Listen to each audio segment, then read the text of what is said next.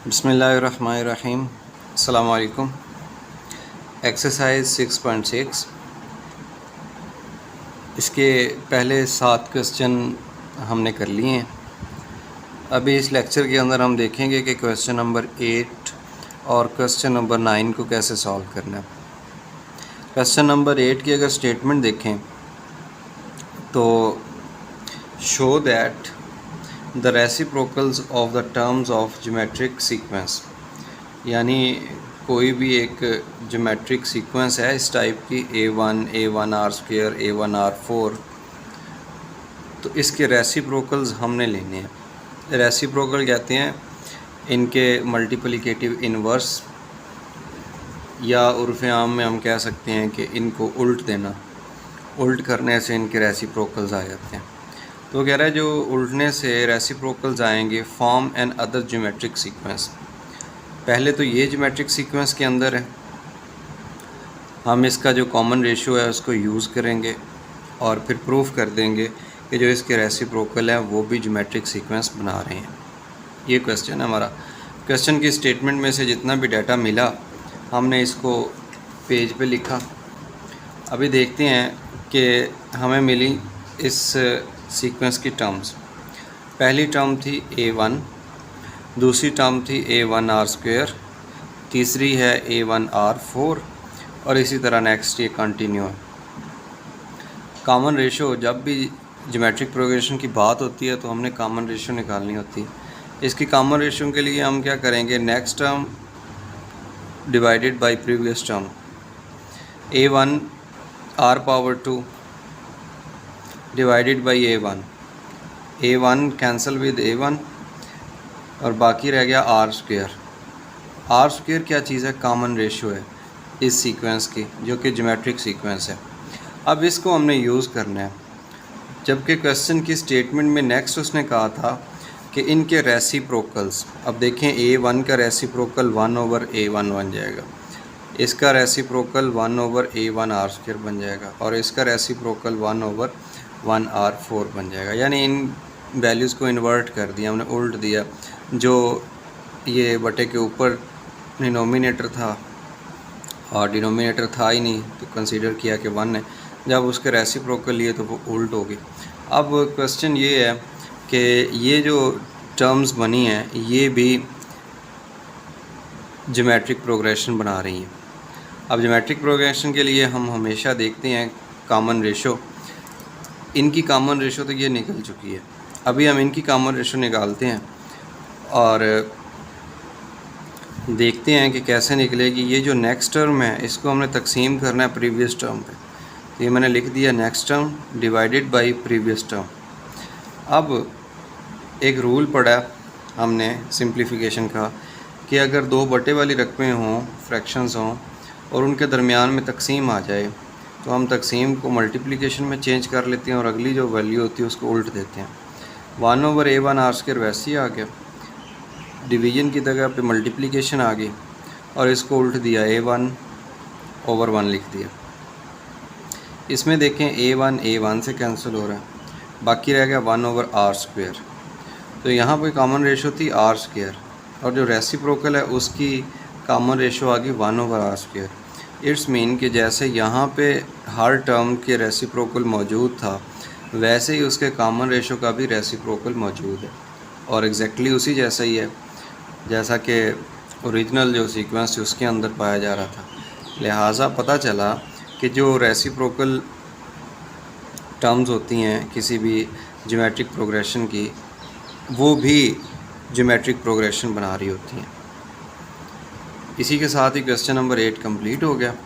बिल्कुल short 2 number का ये क्वेश्चन है। उसके बाद क्वेश्चन नंबर 9 हम देखते हैं।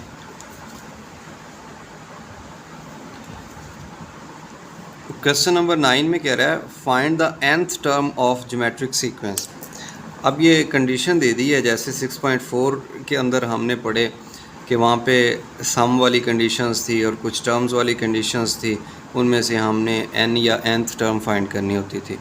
इसमें भी कह रहा है कि nth टर्म निकालें ज्योमेट्रिक सीक्वेंस की। अगर A5 और A3 की रेशो 4/9 है और A2 है वो 4/9 है। अभी हम देखते हैं कि कैसे हम इनमें से वैल्यू निकालते हैं, क्योंकि उसने कहा है कि ज्योमेट्रिक सीक्वेंस है। अगर ज्योमेट्रिक सीक्वेंस है तो हम पाँचवीं टर्म पे लिख सकते हैं A1 r⁻⁵ 5 - 1। इधर लिख सकते हैं A1 r⁻³ 3 - 1। यानी यही चीज़ हम पिक करेंगे यहाँ से, और जैसे ये लिखा हुआ है इनकी वैल्यूज़ पुट करेंगे फार्मूले से, और फिर क्रॉस मल्टीप्लाई करवा के या जो भी ज़रूरत पड़ी हम उनको करते जाएंगे, और nth टर्म यानी कि an जो होगा हम उसका एक बेसिक फार्मूला निकाल लेते हैं क्या बनता है। अभी हम क्वेश्चन नंबर 9 को लिख रहे हैं। क्वेश्चन नंबर 9 के लिए ये nth टर्म फाइंड करनी है, जबकि कंडीशन है A5/A3 = 4/9 और A2 = 4/9। nth टर्म का फार्मूला लिख दिया। फिर अगर इसको 5 से रिप्लेस करें तो ये बन गया A1 r⁻⁴, और जो दूसरा है A3 ये बनता है A1 r⁻3 - 1 जो कि 2 बनता है। फिर इन दोनों को डिवाइड किया, ये लेफ़्ट साइड ऊपर आ गई A1 r⁻⁴ और नीचे है A1 r⁻2 = 4/9। इसमें ये A1 से कैंसिल हो रहा है, नीचे 2r थे, r² है, ऊपर 4 है, बाकी 2r है, r² रहेगा। r² में ये इक्वल आ गया 4/9 के। r² का जब स्क्वायर रूट लिया दोनों साइड पे तो ये आ गया +-2 ऊपर और नीचे 3 आ गया। ये तो निकल आई, इस कंडीशन से हमने r की वैल्यू निकाल ली। अभी है कंडीशन नंबर 2 के जो सेकंड टर्म है वो 4/9 है। सेकंड टर्म 4/9 है तो हम सेकंड टर्म में फार्मूला लिख देते हैं nth टर्म वाला। सेकंड के लिए बनेगा A1 r⁻² है ना, तो 2 - 1 आ जाएगा जो कि r⁻1 बना देगा। तो ये बन गया A1 r⁻4/9। अभी हम इसके अंदर वैल्यू पुट कर देंगे ये वाली। इसको सिंप्लीफाई किया A1 की फॉर्म में, तो ये जो r इधर था इसको दोनों साइड पे डिवाइड किया तो दूसरी साइड पे बटे के नीचे आ गया। अब ये एक जनरल टर्म बन गई है जिस A1 की वैल्यू की, जिसके अंदर r एग्जिस्ट कर रहा है। तो r की दो वैल्यूज़ हैं, एक +2/3 है, एक -2/3 है। इधर मैंने लिखा A1 4/9 r, यही चीज़ उठा के इधर लिख दी, एक दफ़ा इधर लिख दी। एक दफ़ा इसमें r पॉजिटिव 2/3 पुट किया, एक दफ़ा r -2/3 पुट किया। जब इसमें 2/3 पॉजिटिव का पुट करेंगे तो ये देखें 9 2/3, ये 3 3 9 कैंसिल हो गया, और 2 1 2 और 2 टाइम 4, तो ये बन गया 2/3।